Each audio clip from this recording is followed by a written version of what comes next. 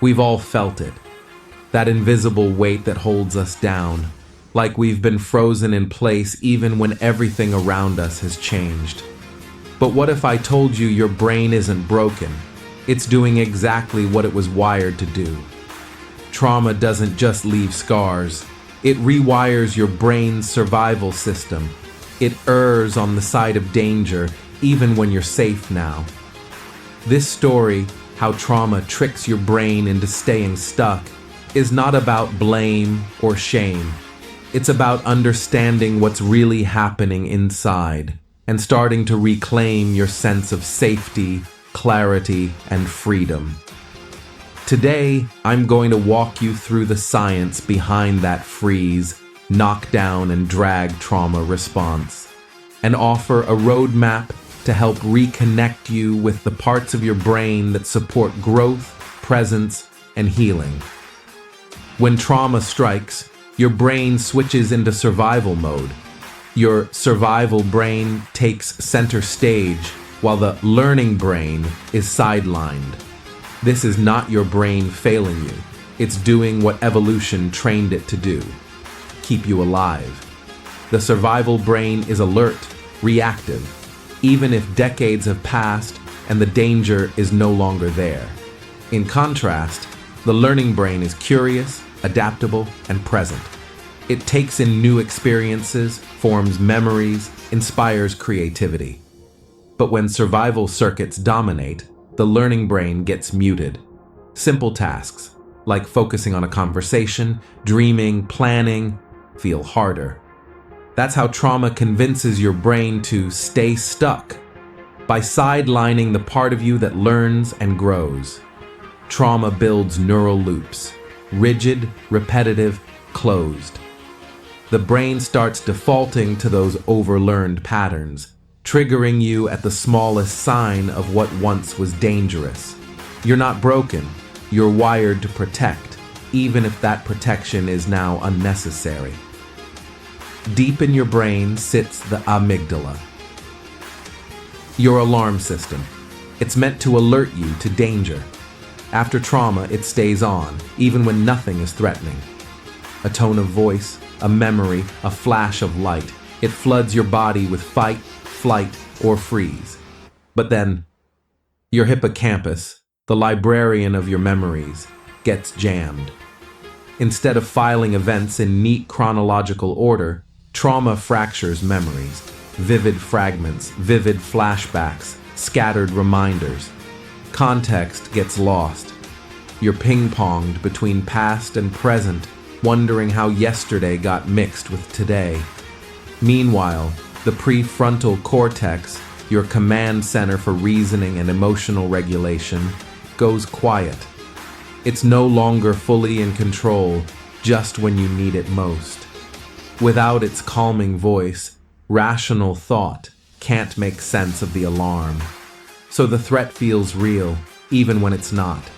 This combo of overactive alarm, memory chaos, and muted reasoning is how trauma convinces your brain to play the old tape, even when the song needs updating. Trauma doesn't just change your thoughts, it rewires the way your neurons connect. Instead of adaptable, ever-changing networks, trauma forms fixed neural loops, circuits that trigger reflexively, resist new input, and replay old patterns. You may feel stuck in a loop, reacting a certain way, again and again, even when nothing around you calls for it. These rigid loops keep you locked in past battles. Your brain stays rooted in survival, scanning for danger even when there's none. Current experiences often get distorted or dismissed because the old pattern is louder than new data. But here's the reality. Those looping patterns served a purpose. They kept you alive. Now they keep you trapped. The good news? Your brain is deeply plastic. Even those rigid loops can be softened, stretched, and reshaped if given new, repeated, healing experiences. Trauma isn't just in your mind, it's in your body. Your body holds on to trauma, tight shoulders, a heavy jaw, shallow breathing, tension in your gut, even numbness. These aren't all in your head. They're physical imprints of past danger. As you navigate life, your body can pull you back into that past. Micro tensions, dips in your chest, a flash of panic in your jaw. They're cellular memories saying, alert. In neuroscience, this is part of how trauma disrupts what's called temporal binding. The way your brain weaves together sense, time, context, body. When it falls apart, the result is fragmentation. You feel unreal, disconnected, like a spectator in your own life. The body doesn't forget, but body-based healing can also guide you back home. Let's get one thing straight. These symptoms aren't evidence of failure.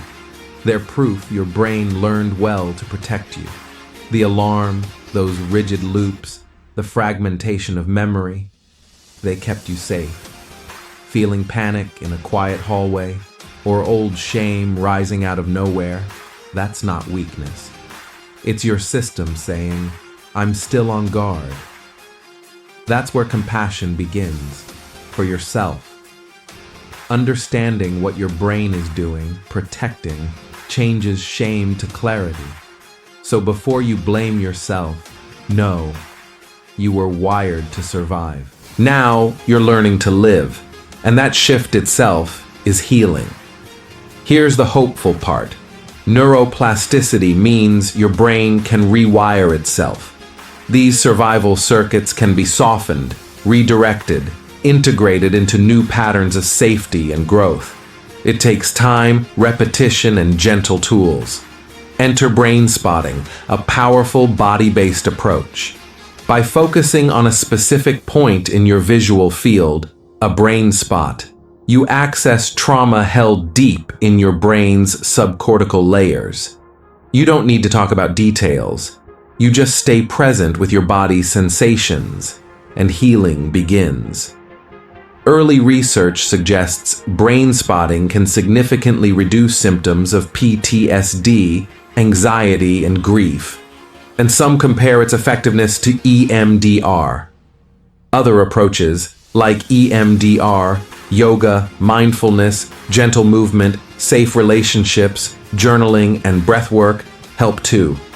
They reconnect your survival brain to the learning brain, integrate body and mind, teach the amygdala to stop sounding the alarm when it's safe. Over time, new neural pathways are forged. You begin responding from the present, not the past. So that's how trauma tricks the brain into staying stuck. By hijacking your alarm system, freezing learning, scattering memory, disconnecting body from mind. But you are not broken. You're not doomed. You're deeply human, wired to survive, and now gradually learning how to live. Healing starts in small steps. A breath that reminds you you're safe. A supportive connection. A body that remembers how to soften. Therapies like brain spotting or yoga or writing, poor as they may sound, are the gentle rewiring your brain needs. You don't have to outrun your past. You just need to guide your brain toward a new pattern. Safety. One moment at a time.